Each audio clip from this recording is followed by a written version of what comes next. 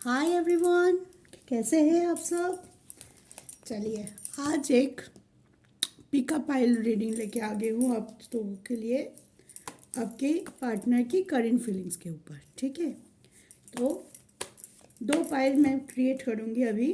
ठीक है, और उस 2 पाइल में आप अपने इंट्यूशन से कोई एक पाइल को चूज़ करेंगे और हम देखेंगे कि आपके पर्सन का अभी के लिए क्या है करंट फीलिंग्स इस रिलेशनशिप के ऊपर, क्या सोच रहे हैं वो, और क्या हो सकता है उनकी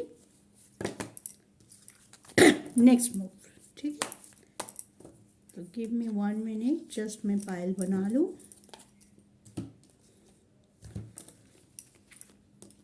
मैं पाइल आप लोगों के सामने बनाने की कोशिश करती हूँ। मेरा इंटेंशन रहता है कि आप भी देखें कि पहले से पाइल बना हुआ नहीं है।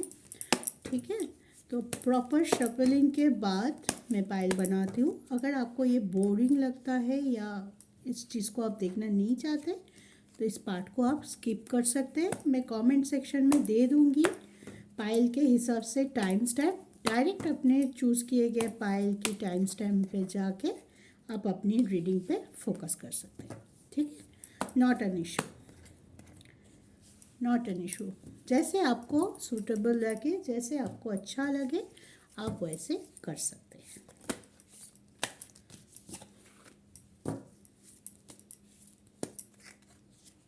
Okay, I am done. तो मैंने 2 पाइल बना लिया है।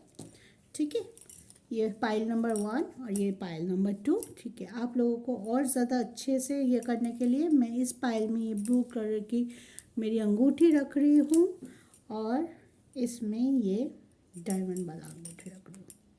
ठीक है, तो ये दोनों पाइल है। आप वीडियो को पॉज कीजिए, इंट्यूशन से अच्छे से दोनों पाइल को देख के। पाइल नंबर 1 के लिए ये अंगूठी रखा है मैंने, रिंग है। देखिए, अगर ये आपको रिजोनेट करता है तो you can choose pile number 1, और अगर ये रोज़ गोल्ड का डायमंड का रिंग आपको रिजोनेट करता है तो ये पाइल नंबर 2 है, आप उसको चूज़ कर सकते हैं। वीडियो को पॉज कर लीजिए, अकॉर्डिंग टू योर टाइम लीजिए, take your time and choose your correct pile. Okay, चलिए अब मैं शुरू करूँगी। तो जो लोग मेरे व्यूअर्स पाइल नंबर 1 इस ब्लू रिंग को पसंद किया है या चूज़ किया है, देखते हैं उनकी पार्टनर की करंट फीलिंग्स क्या है। मेजर आर्काना से आया है द हैंगमैन। पहले मैं सारे कार्ड निकालूंगी। टैरो से आया है आपका सन और 4 ऑफ सोर्ड, और ऑस्लोजन टैरो से आया है going with the flow. Card देख पा रहे हैं, एंड अलोननेस। ठीक है, तो चलिए आप कार्ड पे फोकस कीजिए, मैं अब बताती हूँ आपको। ठीक है, तो पाइल नंबर 1, आपके पर्सन सिचुएशन को हैंडल करना सीख रहे हैं। स्टक है, स्टक थे, स्टक थोड़ा सा अभी भी है।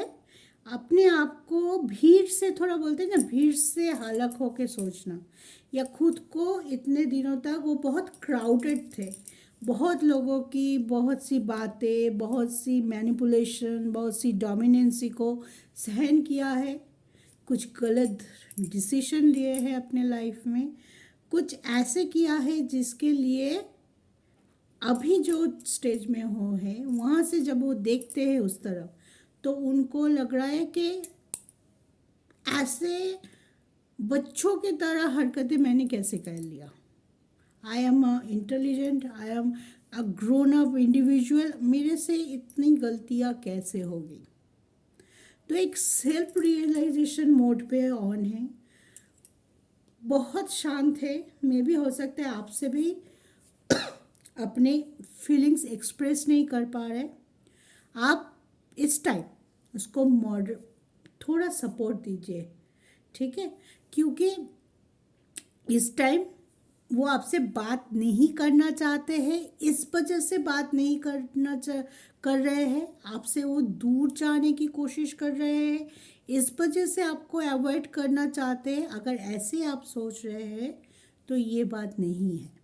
ओके, वो अभी चुप इसलिए है क्योंकि उनके अंदर सेल्फ रियलाइजेशन चल रहा है।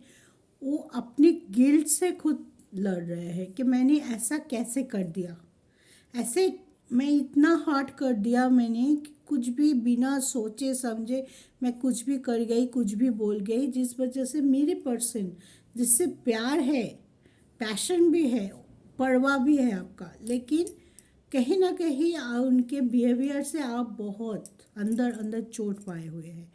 तो ये आपके पर्सन वही सोच रहे हैं, दुखी वो भी है, उन्होंने जो किया है गिल्ट तो है ही, साथ साथ दुखी है, इस वजह से वो एक जगह रुका हुआ है, आगे नहीं आ पा रहा है। उनके मन में ये भी होगा, ये चीज़ भी होगा कि डर, बोलते ना आपका खोने का डर, कि मैं आगे कैसे आऊँ, मैं अपना मुंह आपके सामने कैसे दिखाऊँ, जबकि मैं जानती हूँ इतनी सारी गलतियाँ मुझसे होगी, इतने सारे मिसबिहेवियर, इतने सारे नेगेटिविटी मैं खुद ही अपने रिलेशनशिप में ले आई, तो कैसे हो गया। एक शर्म भी है, एक झिझक है उनके अंदर, इस वजह से वो अपने आप को थोड़ा सा आपसे दूर रख रहे हैं, थोड़ा अवॉइड कर रहे हैं। बोलते ना आई कांटेक्ट, एक रिलेशनशिप में जब जब पॉजिटिव है, हम एक दूसरे के लिए बहुत पॉजिटिव फीलिंग्स है, हमारी सिचुएशन भी पॉजिटिव है, तब आप देखेंगे आप आपके पार्टनर के साथ आई में आई डाल के बात कर सकते हैं, वो भी आपके आई में आई डाल के बात कर रहे हैं, आप भी उनके साथ eye contact, through your eye contact you build a communication. ठीक है, बट यहाँ पे वही है कि वो आपकी तरफ देख भी नहीं पा रहे हैं, गिल्ट भरा पड़ा है, लेकिन सन कार्ड आया है, वो गिव अप नहीं कर रहे हैं, आपके पर्सन गिव अप नहीं कर रहे हैं, वो अभी मूव विद द फ्लो करना चाहते हैं, मतलब धीरे धीरे धीरे, जहाँ पे उनकी सोच, जहाँ पे उनकी इंटेलिजेंस, जहाँ पे उनकी डिवाइन से आते हुए किसी भी गाइडेंस वो लेते हुए आगे बढ़ रहे हैं, खुद को पॉजिटिव रखने की कोशिश कर रहे हैं, खुद को टाइम दे रहा है, खुद के डिसीजन को टाइम दे रहा है, और अपना डिसीजन पे अपनी हक रख रहा है, मतलब किसी और के मैनिपुलेशन या कोई और उसको गाइड करे ये उनको पसंद नहीं है। वो अपने इनर वॉल्यूम को सुन रहा है, अपने दिल और दिमाग को बैलेंस करके जो उनको सही लग रहा है वो वही करने वाला है।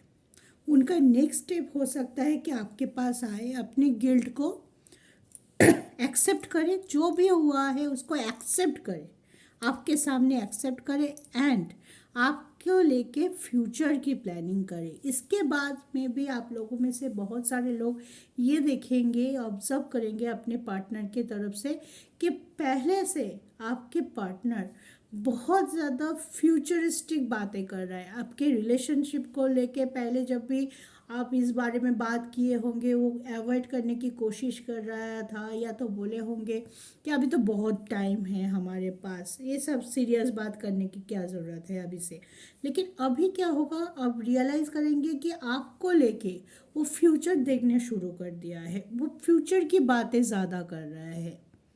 ठीक है, प्रेजेंट से ज़्यादा वो फ्यूचर पे फोकस्ड है।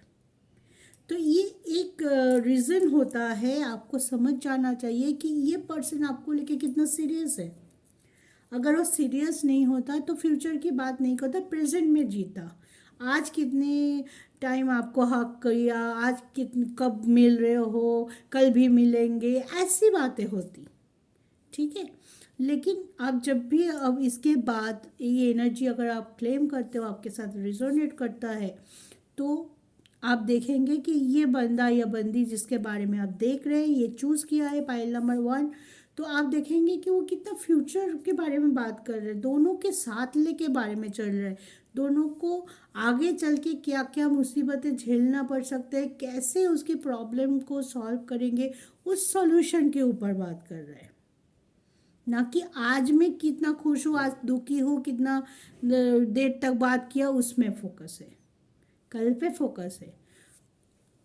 उन्होंने अपने पास से लेसन ले लिया, उन्होंने अपने पास्ट को एक्सेप्ट किया खुद के लिए, अपने अंदर आपके सामने, यूनिवर्स के सामने।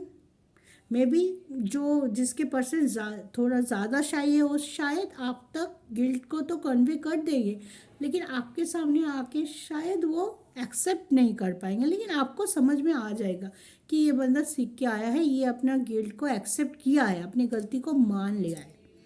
ठीक है, तो बहुत बहुत ही पॉजिटिव टाइम लग सकता है, लेकिन एक पॉजिटिव जो ऑरा होते हैं ना, जो हमारे मन को शांति दे के जाता है, ऐसे रीडिंग निकल के आई है।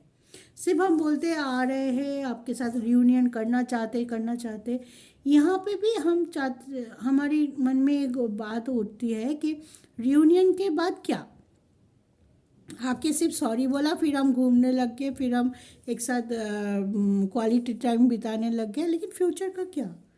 लेकिन जब ऐसी एनर्जी निकल के आता है कि बंदा या बंदी जो है आपके साथ फ्यूचर देख रहा है, आपके साथ आगे बढ़ रहा है, कदम से कदम मिला के आगे बढ़ रहा है, मे भी हो सकता है आप लोगों में बहुत सी बातों में डिफरेंस है, बहुत सी इशू रहा होगा, अभी भी रहेगा, आगे भी रहेगा, दोनों अलग इंडिविजुअल है, लेकिन फिर भी ये बंदा या बंदी चाहता है कि आपके साथ आगे बढ़ना।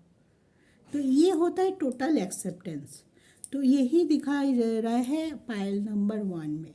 तो जिन लोगों के साथ भी ये चीज़ रिजोनेट कर रहा है, और जो लोग पायल नंबर 1 चूज़ किया है, उनके लिए एक रिक्वेस्ट रहेगा, आप कमेंट में ज़रूर यूनिवर्स को थैंक यू ज़रूर दीजिए। अगर आप ये एनर्जी को अपने लाइफ में लाना चाहते हैं तो ग्रैटिट्यूड शो करना बहुत ज़्यादा ज़रूरी होता है, बहुत जल्दी मैनिफेस्ट होता है चीज़ों को। तो आप कमेंट में ज़रूर लिखिए pile number 1, thank you universe, thank you God. किसी भी गॉड को मानते हो, ऑल गॉड आर सेम, किसी भी गॉड को मानते हो, किसी भी धर्म से है आप, जेंडर आप लड़का हो लड़की, डजेंट मैटर, सिर्फ लिखिए thank you universe, thank you God. अगर इस रीडिंग को आप अपनी लाइफ में मैनिफेस्ट होते हुए देखना चाहते हैं ऐसी लाइफ जीना, तो ज़रूर आप कमेंट करेंगे, आई होप आप करेंगे। ठीक है, तो ये था पाइल नंबर 1, वेरी ब्यूटीफुल ऐसी रीडिंग जो जब भी एज अ रीडर में ये ऐसी रीडिंग निकल के आता है तो मन को बहुत ज़्यादा सुकून मिलता है, मन को बहुत ज़्यादा शांति मिलता है। तो very best of luck pile number 1। तो चलिए देखते हैं अब पाइल नंबर 2 की बारी।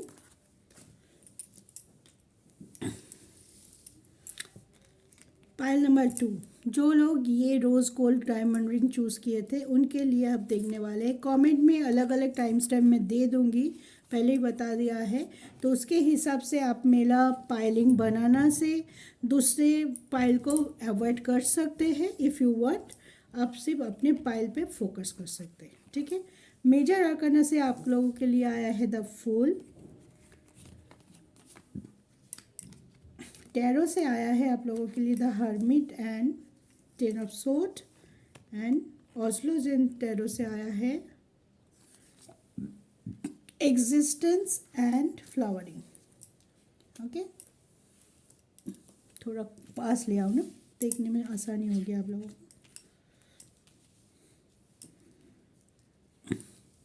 नो, हाँ, गेट इट।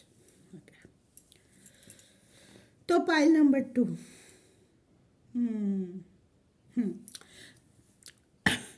आपके पर्सन का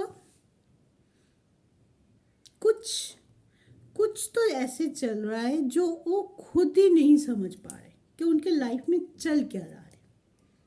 ठीक है, कभी वो बहुत ज़्यादा पॉजिटिव हो जाते हैं, जो सब कुछ ठीक है, मैं सब कुछ ठीक कर लूँगी, एक ओवर कॉन्फिडेंट हो जाता है कभी कभी, और कभी कभी उनको लगता है कि नहीं, अरे मेरे लाइफ में तो कुछ भी सही से नहीं चल रहा है, मैं तो जहाँ पे भी हाथ डाल रही हूँ वहाँ से सिर्फ नेगेटिविटी आ रही है, सक्सेस तो मेरे पीछे, मैं सक्सेस के पीछे भाग रही हूँ, वो तो मेरे तरफ मुँह ही नहीं फिर रहा है।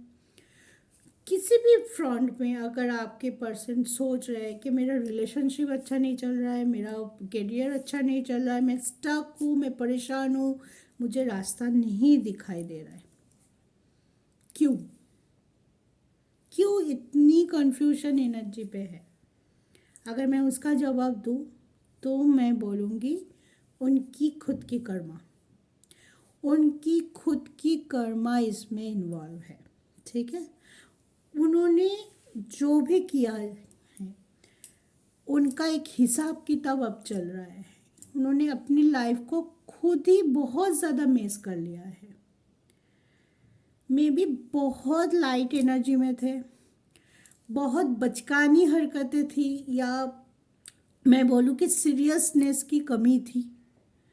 रिलेशनशिप हो गया, किसी को मुझे अच्छा लगा, उनके साथ रिलेशनशिप शुरू हो गया, प्रपोज कर दिया, चलो हमारी लव लाइफ शुरू हो गई, लेकिन सीरियसनेस कहाँ है उसके तरफ?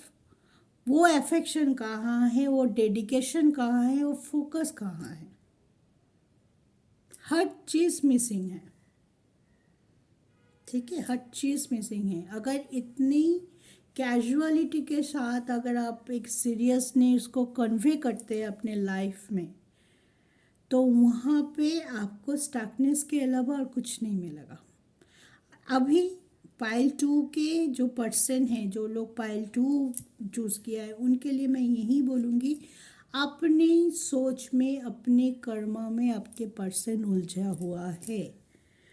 हमेशा वो अपने ऊपर क्वेश्चन कर रहा है। उनकी गुस्सा, अगर वो आपके ऊपर गुस्सा भी कर रहा है, चिड़चिड़ कर रहा है, बात बंद किया है, ब्लॉक किया है, नो कांटेक्ट है, जो भी सिचुएशन है, गुस्सा उनको अपने ऊपर है, ना कि आपके ऊपर। क्योंकि आपके पास आके, आपके सामने खड़ा होके कुछ पॉजिटिव एनर्जी या कुछ पॉजिटिव कॉन्वर्सेशन करने के लिए मटेरियल तो होनी चाहिए उनके पास।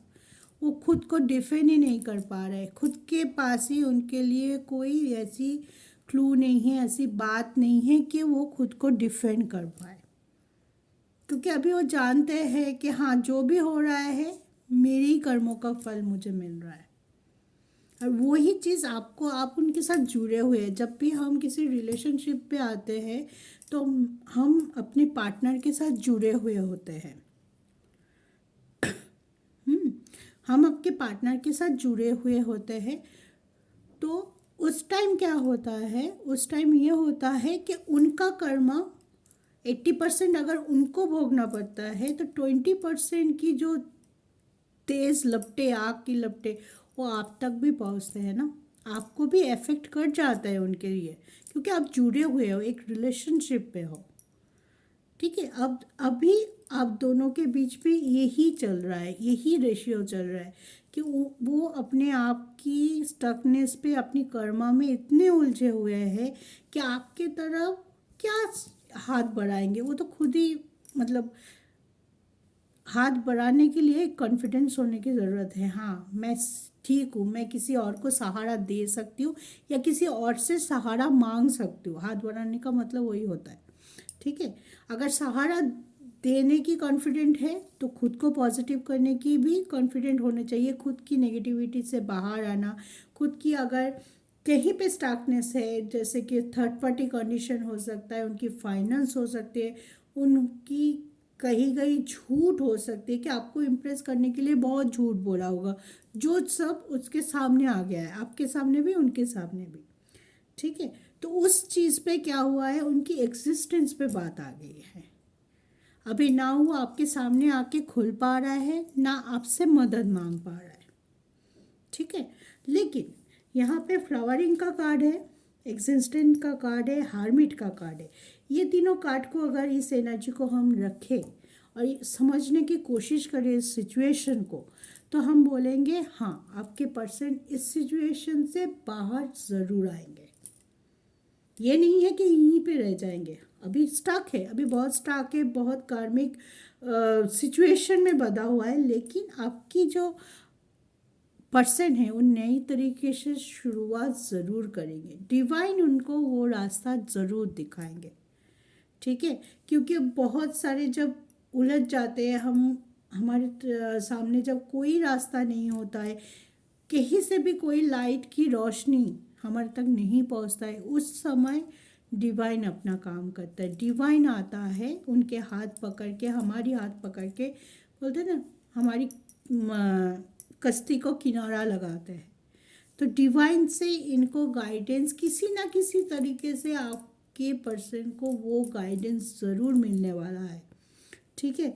और उनकी नेक्स्ट एक्शन यही होगा कि अपने एग्जिस्टेंस को तोले मरोड़े और अपने कर्मा को सही करे, तभी जाके वो नई तरीके से शुरुआत कर पाएंगे और आपके पसंद करेंगे भी। चिंता मत कीजिए, थोड़ा सा भरोसा, थोड़ा सा ट्रस्ट अपने ऊपर, इनके ऊपर। अगर आप इनसे सच में प्यार करते हैं और अगर आपके मन में ये क्वेश्चन बार बार आ रहा है पाइल नंबर 2 कि हमें वेट करना चाहिए या मूव ऑन करना चाहिए, और ये क्वेश्चन का आंसर आपको नहीं मिल रहा है, यहाँ पे मैं एक चीज़ बताना चाहूँगी आप लोगों को।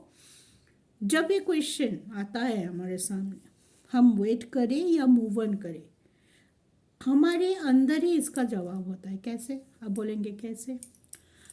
तो मैं बोलूँगी कि आप अगर बोलेंगे ये क्वेश्चन आ ही क्यों रहा है, आ रहा है इसका मतलब ये है कि आप कंफ्यूज है, आप नहीं चाहते हो छोड़ना इतना जल्दी हार मानना नहीं चाहते हो, तभी ये क्वेश्चन आप खुद को पूछ रहे हैं। अगर आप सच में उतनी स्टेबल होते तो आप ये क्वेश्चन पूछते ही नहीं, आप तुरंत या तो मूव ऑन कर जाते या तो वेट करते। आप कंफ्यूज में हो, सॉरी कंफ्यूजन में हो, आप कंफ्यूज हो, मैं उल्टा बोल गई, ठीक है। तो इस कंफ्यूजन से अगर आप बाहर आना चाहते हैं तो अपने दिमाग को भी शांत रखिए, मेडिटेट कीजिए और अच्छे से सोचिए। अगर थोड़ा सा टाइम की बात है, अगर आपके पर्सन इस एनर्जी से बाहर आपकी तरफ आएंगे तो क्या ये आपके लिए बहुत खुशी का मौका होगा या नहीं। अगर यस आया आपका आंसर तो you can definitely wait for this person, okay.